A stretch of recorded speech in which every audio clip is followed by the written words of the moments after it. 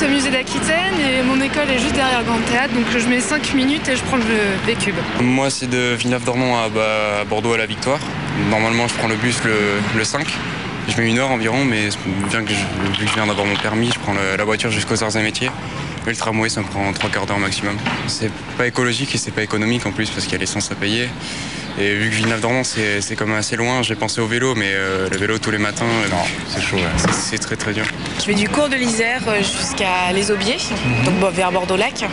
Je mets à peu près 30-35 minutes et en tram. J'avais une voiture avant, je l'ai vendue parce que c'est trop cher et il y a des bouchons le soir, donc j'évite. La mobilité, condition sine qua non au développement économique et social des personnes et des territoires. Au printemps dernier, la CUB et le Conseil général de la Gironde ont lancé une plateforme de mobilité durable, la plateforme Bouger Futé. Tout est parti d'un constat. C'est l'arrivée du tramway dans les quartiers prioritaires en 2004, donc qui a été un vecteur important pour développer la mobilité des habitants. Et on s'est rendu compte à cette occasion qu'il y avait des personnes qui ne sortaient pas de chez eux et qui avaient une représentation de l'espace qui était faussée. Elle pointait également le manque de coordination entre les acteurs présents sur le territoire et également le manque d'information des prescripteurs et des institutionnels. Donc elle a fait également un travail de recensement des opérateurs de mobilité présents sur l'agglomération. Favoriser l'accès à la mobilité, renforcer le lien social, améliorer la desserte des quartiers excentrés pour rendre la ville plus accessible.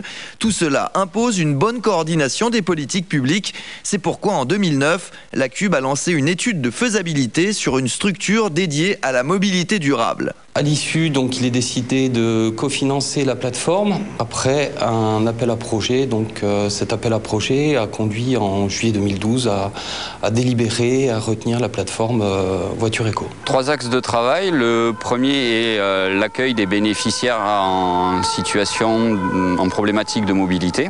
Après, nous avons un objectif d'accompagnement des associations comme le Garage Moderne par exemple ou la Vélocité.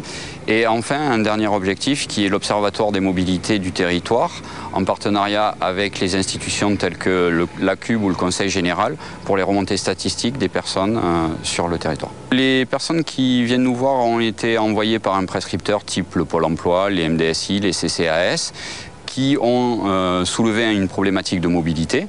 Donc, telle l'absence d'un véhicule pour aller sur un lieu de travail ou sur un rendez-vous médical. Et nous les mettons en relation après un bilan de compétences en mobilité avec un des opérateurs du territoire pour justement qu'ils puissent bénéficier d'un outil de mobilité.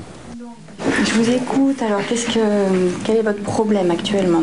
En fait, j'ai perdu mon vélo par hasard, mais elle avait volé au sortant du travail. Donc là, je me retrouve un peu à pied. Et comme je suis à domicile, donc j'aurais aimé avoir un moyen de transport pour aller travailler. J'ai des horaires assez décalés le matin, le soir, donc pas forcément aux réseau de transport en commun. Donc j'aurais besoin plutôt de moyens de transport pour m'aider à bien parvenir. Comme je travaille sur la CUB, un peu partout, donc il faudrait que j'ai un moyen de transport plus facile et moins cher aussi. D'accord. D'accord, donc c'est-à-dire que vous pouvez embaucher très très tôt le matin. Voilà, très tôt. Voilà, et débaucher très tard le soir, et qu'effectivement, à ces heures-ci, il y a peu de moyens de transport.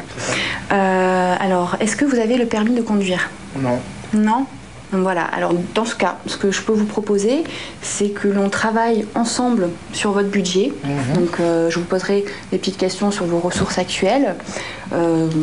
Par la suite, si on voit qu'il y a des possibilités, je vais pouvoir vous orienter vers un partenaire qui vend des scooters. D'accord. D'accord, donc je vous mettrai en relation et on verra ce qu'il est possible de faire. On a un objectif d'accueillir 800 personnes sur l'année 2013, dont 400 issus des quartiers de politique de la ville, donc les quartiers les plus sensibles, pour justement les accompagner et élargir leur champ d'action et de recherche d'emploi.